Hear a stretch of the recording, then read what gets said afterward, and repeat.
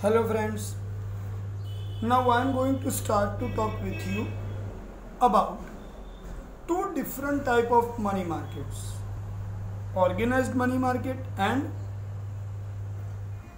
unorganized money market. See, when we are talking about organized money market, it is called formal money market. So simply you can understand from this aspect one difference is also possible to develop, right? But first we understand explanation about it, right? Thereafter you can divide on your own way. This is in this point, this is in this point, you can divide on your way, right? Okay, I repeat again, it is a formal money market. Now you can ask me, what is formal? Means there is a regulation on it. In that way it is a formal. Reserve Bank is monitoring it because it is most probably banks and mutual funds. I repeat, it consists different banks and mutual fund, so it is called formal money market. Remember you all, right? See, I have stated that regulated by RBI, right? There is a regulation on it, the control on it, the rules and regulation has been established by RBI. RBI means Reserve Bank of India, right? Okay. As the time changes, the situation changes, the requirement is changing, the liquidity required, then the interest rate will be reduced by RBI. When the liquidity is not required, some restrictions are required for over the utilization. In that situation, the interest rates will be high. Means RBI decides when to bring the liquidity in the market, when not to bring the liquidity market. Everything is being decided by RBI. So it is called, it is regulated by RBI. Means interest rates are decided by RBI. The conditions for lending money is decided by RBI. Everything is under control of RBI. So it is called, it is regulated by Reserve Bank of India. Okay. Which kind of the instruments are included in organized money market? Treasury bills, certificate of deposits and call money. See, everything is based on transferring the money, right? When we are creating a deposit, we are getting certificate of it. What is written on it? This is the example. What is written on it? This amount has been deposited and this is the maturity date.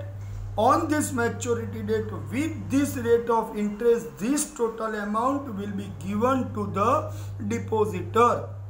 So that is certificate of deposit, right? By this certificate of deposit, we can give it to other with some power of transferring. In that situation, we can borrow the money, right? So here everything is under regulation of RBI. Systematically coordinated and regulated market. I repeat, it is systematically coordinated and regulated market. So it is called organized money market. Clear, my friends? This is a organized. Now I am talking inorganized money market. Individual money lenders are coming under unorganized money market. Landlords, money lenders working in a own way, individual money lenders without any kind of the receipt. Just a simple handwritten notes are used that I have given these things, means I have pledged my things with you and you give me money after this date. This thing is being written. Just a simple handwritten note will be used, right? Pawn shop, pledge shop, so many things are there. Indigenous bankers, right? So many shrubs. Yes, shrubs are also there. They are not under control of RBI regulations. Okay, nowadays different non-banking financial corporations, NBFC, are coming under organized money market. I am giving example of Bajaj Finance. I am able to give you example of Home Credit, right? I am able to give you example of Capital First. These all are part of organized money market because their license is being issued by RBI for lending money. So they are part of organized money market. But the other government approved license owned shrubs are not part of organized money market, but they are working on their separate way. That is the point you have to remember.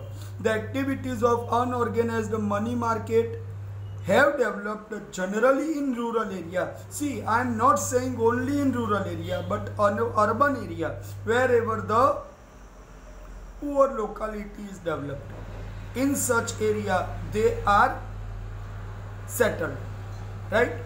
Here, one more point you have to remember that I have already stated, they are not under regulation of RBI. That is the point you have to remember. One more point. They are having lack of coordination, means there is a lacking in their work.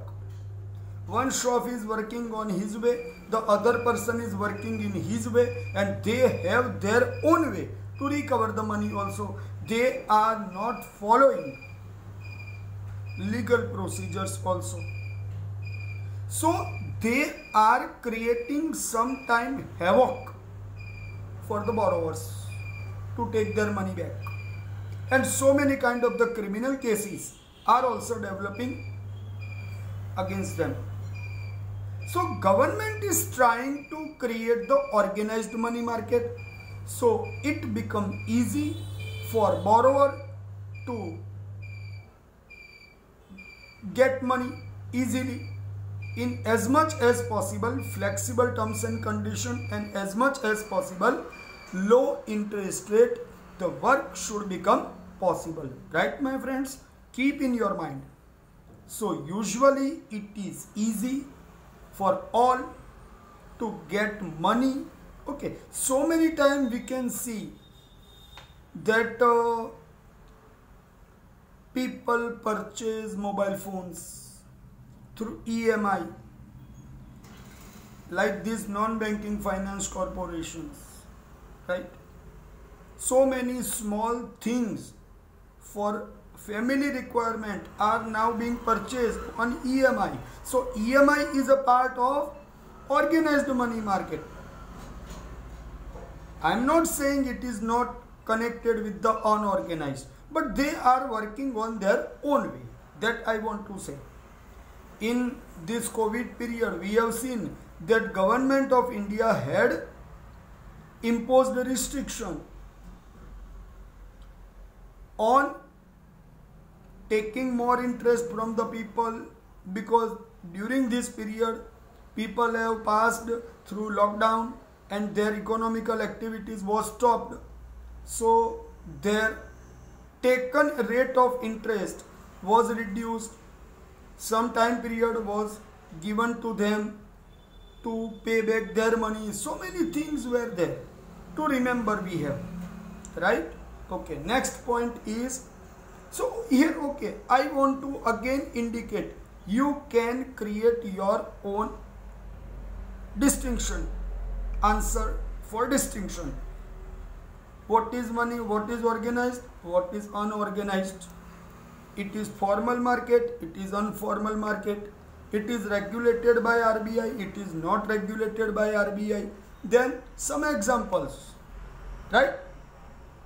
Who is included in the organized organized money market, who is not coming in the organized, means who are in the unorganized money market. Just 3 or 4 points are there, right? You can prepare your own way. Is that clear? Okay, let's come to the next point. This is important answer. Instruments of money market, right? Instruments of money market, there are total 5 instruments. First is treasury bill. See, this is a short question for you. Which instruments are included in money market? Treasury bills, commercial papers, certificate of deposits, commercial bills, call or notice money are coming in instruments of money market. I repeat, 5 things: treasury bills, commercial papers, certificate of deposits, commercial bill, and call or notice money. These 5 things are coming in instruments of money market. So here I am starting to explain. First, treasury bill. It is short-term financial instruments issued by Reserve Bank of India on behalf of Government of India. See, in money market world, it is considered to be important component. Generally, government procures borrowed money for short period through treasury bill. Usually these treasury bill are issued for 91 days to 364 days. Means here this bill is presented and cash money is possible to get. Treasury bill, if issued, it can be redeemed with discounted rate. It is issued at discounted rate, means if you want to get the treasury bill, then how much you have to pay? As example, 25,000 rupees treasury bill is purchased or issued. It will be taken from government, it will be taken on less amount than 25,000. Means as example, it can be issued by 23,500 rupees. So the bill is taken by paying 23,500 rupees, and when it is presented to any required,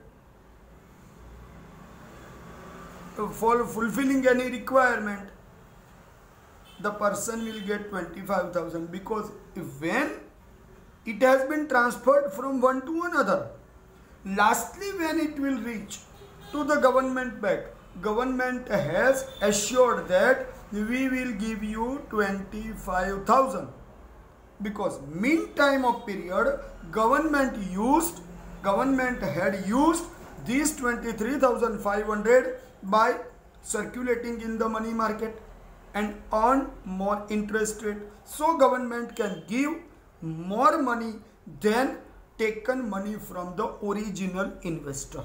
So here the circulation of the money become easy by T-bills. So remember, T-bills is a short form used for treasury bill. So generally it is easily possible to understand that which kind of benefit the investor will get. Okay. Second one is a commercial paper. Commercial paper is unsecured and short-term document like promissory note. This is a 1 mark answer. You have to remember. Commercial paper is a unsecured and short-term document like promissory note because it is issued by different institutions with high creditworthiness. Means these institutions have high, strong financial capacities, and on these financial conditions they have issued these certificates. This instrument is negotiable and also transferable, means this paper can be used from one person to another person transferring. Remember, it is regulated by RBI. I repeat, it is regulated by RBI. It means these institutions are working under given permission by Reserve Bank of India. So the regulation of the Reserve Bank of India will come over them. Is that clear? Here you have to understand the rupees 5 lakhs commercial paper can be issued sometime at a discounted rate. The commercial paper will be given, and on specific maturity date the commercial paper will be returned and taken interest by the investor. Okay. It is known as a finance paper. It is known as an industrial paper. It is also known as a corporate paper. So here it is a 1 mark question for you. Which are other names used for commercial paper? Finance paper, industrial paper, and corporate paper. Right, my friends? So now you understand very well. These commercial paper are coming under RBI regulations. Its period come or starts from 7 days up to 364 days. I repeat, as like the treasury bill. Here the period maximum starts from 7 days, maximum 365 days. Okay. In treasury bill we have understood that the period starts by 91 days and extended up to 364 days, means not completed 1 year, but here maximum 1 year means 365 days total period will come. Is that clear, my friends? So remember that treasury bill and commercial bill both are different from each other. Treasury bill starts by 25,000. I have stated. Here it is issued, commercial paper will be issued by 5 lakhs and multiple of it at discounted rate. Both are at discounted rate. Remember, because at the maturity period the money will come more than the invested money. So it is issued at discounted rate. Is that clear? So this is a similarity in the treasury bill and the commercial bill. Okay. Now come to the third point, certificate of deposits. See, it is also considered as unsecured. But here I want to say one thing more. In present days, some changes have come. The insurance are being levied on it. Means when we are depositing money in bank up to 5 lakhs rupees, it is secured. Means government will return it. Even the bank will lose its status. It can be closed. But the money will return up to 5 lakhs. Earlier it was 1 lakh. But generally it is said to be that deposit certificates are unsecured. Right? It is negotiable instrument. I have already stated that it can be given any other person by doing some paperwork. It can be given for short term period. So generally short term period is coming by 1 year, maximum up to 3 years. Right? Certificate of deposits are considered to be fixed term deposit also. Are considered to be fixed term deposit also. But now the question comes, what is the difference between certificate of deposit and fixed term deposit? Fixed term deposit comes only from investor and the fixed term deposit certificate issuer. Means they both can do the transaction. But these short term deposit certificates can be transferred from one to another. It is negotiable. But in fixed term deposit, it is not negotiable. It cannot be sold. See, Kisan Vikas Patra, National Savings Certificate are come in certificate of deposits. It can be issued by post. One person can purchase, other person can present at the date of maturity. So similarity may not possible. But in the fixed term deposit, if I have deposited my amount for 3 years with the bank, only me myself have a right to take my money back after maturity date.